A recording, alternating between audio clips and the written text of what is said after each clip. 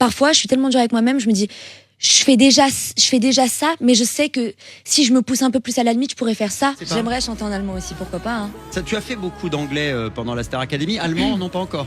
Mais vous savez que j'ai fait un cover que j'ai jamais posté en allemand d'une chanson d'un animé que j'adore, l'Attaque des Titans. L'Attaque des Titans. Ouais. En version allemande. Ouais, ils chantent en allemand en fait dans le truc. Bon, tout est possible avec toi de toute façon. J'ai fait un petit lien. On a hâte de t'entendre chanter en allemand. De toute façon, tu te rêves une carrière internationale, donc pourquoi pas un jour chanter en allemand. Tout est possible. Je suis open-minded. Est-ce que tu te demandes vraiment si tu devrais te changer? Ouais, tout le temps. En fait, bon non mais t'es parfaite comme ça. Les gens t'ont adoré comme ça. On n'a pas envie que tu changes. Est-ce que je dois changer, tout déranger, c'est plus. Est-ce que je sais que les gens m'apprécient pour qui je suis, mais je me pose tellement de. Je me mets. En fait, c'est ça, c'est ce truc d'exigence. Je sais que je peux faire. Parfois, je suis tellement dure avec moi-même, je me dis. Je fais déjà ça, mais je sais que si je me pousse un peu plus à la limite, je pourrais faire ça. Et en fait, j'essaie de le romancer dans les paroles parce qu'il faut aussi que les gens se retrouvent dans les paroles parce que on écrit pour soi, mais on a aussi envie que les gens s'approprient la chanson et se retrouvent là-dedans. Donc j'ai essayé aussi de romancer un peu les paroles, mais en vrai, c'est ce truc-là de, je sais que je pourrais être tellement une autre version encore meilleure parce que si je me pousse un peu plus à la limite et ça parle de ça en fait. Je vais abuser, genre j'ai envie que ce soit une rave party mon concert. Ah bah alors tu réponds quoi à ceux qui auraient imaginé pour ton premier single, pour l'été notamment, une chanson plus à la Lady Gaga, plus festive, plus dansante? Tu leur dis quoi ça? Et est-ce que ça va arriver surtout sur l'album? Je comprends qu'il y ait des gens qui en fait à la Starac, et j'en veux pas du tout, enfin j'ai pas de regrets je comprends qu'à la Starac on m'a vu sous Lady Gaga, Showgirl, idole, Showgirl, etc. Et encore une fois, Lady Gaga, c'est mon inspiration, une de mes inspirations principales. Après, je pense que c'est normal qu'il y ait eu des gens un peu étonnés, un peu déstabilisés quand c'est moi qui prends la parole pour la toute première fois en tant qu'artiste. Ouais. Et je pense que personne pouvait vraiment savoir à quoi s'attendre. Surtout en fait, on nous suit 4 mois dans une aventure, on nous voit sur des reprises, on nous met un peu sous des c'est pas des étiquettes, mais on nous pousse un peu sur certains trucs et donc en tout cas on vous imagine parfois dans d'autres univers. Voilà, exactement. Et c'est normal que quand on prend la parole pour la toute première fois, il y a des gens qui sont un peu étonnés, etc. Et je leur en veux pas du tout. Après, bien sûr, on peut pas tout mettre sur un seul titre. Il y a un album qui est à faire. Alors est-ce qu'il y aura des chansons justement up tempo sur l'album, des chansons qui vont faire danser, peut-être un peu d'électro aussi? Non, mais il y aura forcément des chansons plus up et il en faut, je pense, c'est essentiel.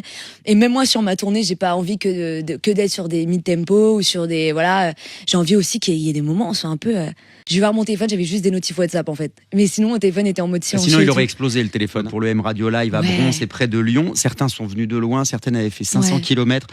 Ça t'arrive souvent de voir, notamment sur des dates de tournée ou pour des plateaux radio, des gens qui viennent de loin juste pour t'entendre chanter une ou deux chansons? Non mais oui, mais et vraiment j'ai envie de leur dire, mais vous êtes tellement courageux parce que l'album n'est pas encore sorti, donc j'ai vraiment que mon single et une autre reprise à présenter. Je suis tellement reconnaissante parce que vraiment l'effort est à faire quoi. C'est vachement touchant quand même. C'est touchant et je suis hyper reconnaissante vraiment. J'imagine qu'il y en a certains que tu dois commencer à reconnaître maintenant, des visages, des prénoms peut-être. Mais bien sûr, mais parfois même sur des plateaux, j'essaie de pas. J'ai tellement peur à chaque fois de dire un mauvais prénom. Ah, mais genre vraiment, toi c'est Caroline, c'est ça? Ça m'arrive parfois quand je sais que quelqu'un qui a un fan qui va être genre par exemple à un concert et tout, de vérifier genre 5 minutes avant de monter sur scène le nom d'utilisateur Insta pour après si jamais je dois lui adresser la parole de pas me tromper en fait, de pas dire un autre nom. Genre c'est bien toi Kiki72. D'accord, je te dirai.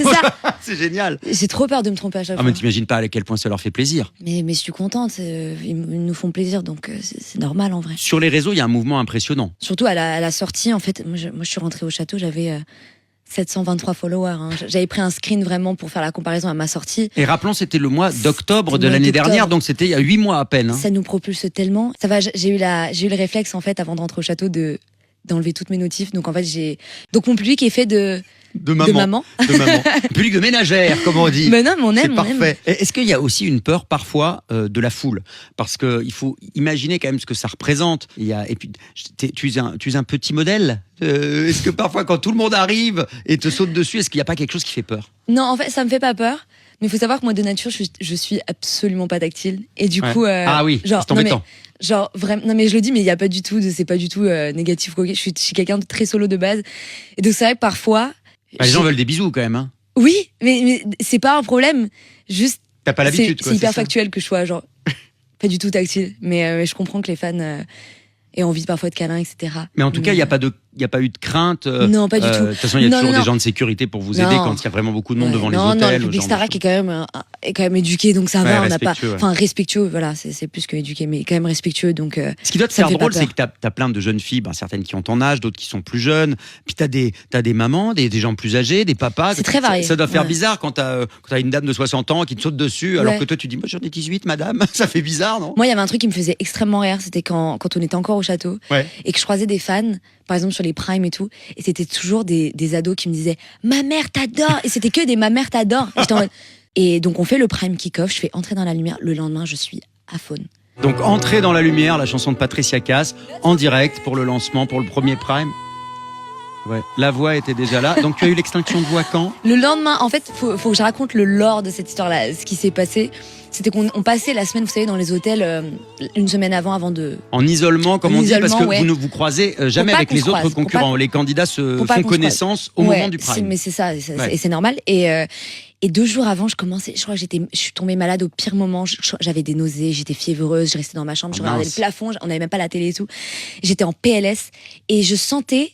En fait, je sais pas, je chantais qu'il y avait quelque chose de off dans ma voix, dans mon larynx. Un truc qui se passait pas bien. Il y avait un truc qui se passait pas bien. Et donc, en fait, on se le disait un peu en off avec les autres quand l'aventure s'était lancée.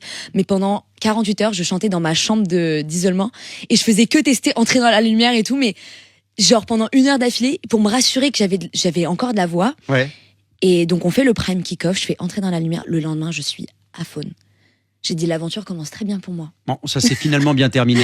Mais oui, les faux départ. Les soucis de voix, c'est un grand classique quand même dans cette émission. Physiquement, j'ai à peu près 50 ans. Oui, elle fait un peu taper en vrai. Ce qui est fascinant et ce qui a fasciné tout le monde, c'est que tu as quand même une voix très adulte. Tu as juste 18 ans, enfin au moment où tu rentres dans la Starac, maintenant tu en as 19. Tu pas une voix de jeune fille de 18 ans.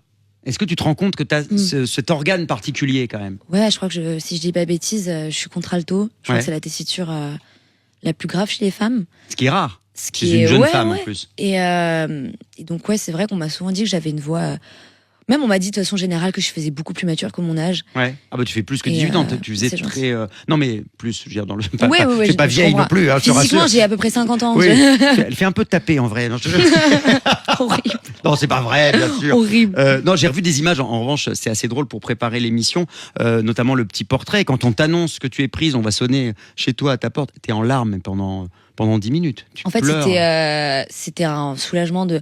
En fait, j'avais attendu l'appel pendant 1 semaine et on m'appelait pas. Et j'étais appelez-moi, ça y est quoi.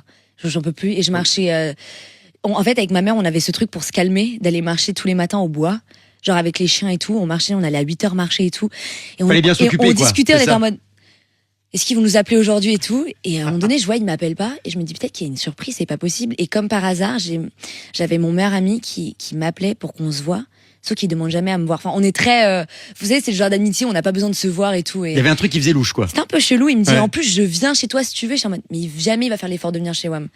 Et donc, je me dis anguille sous roche.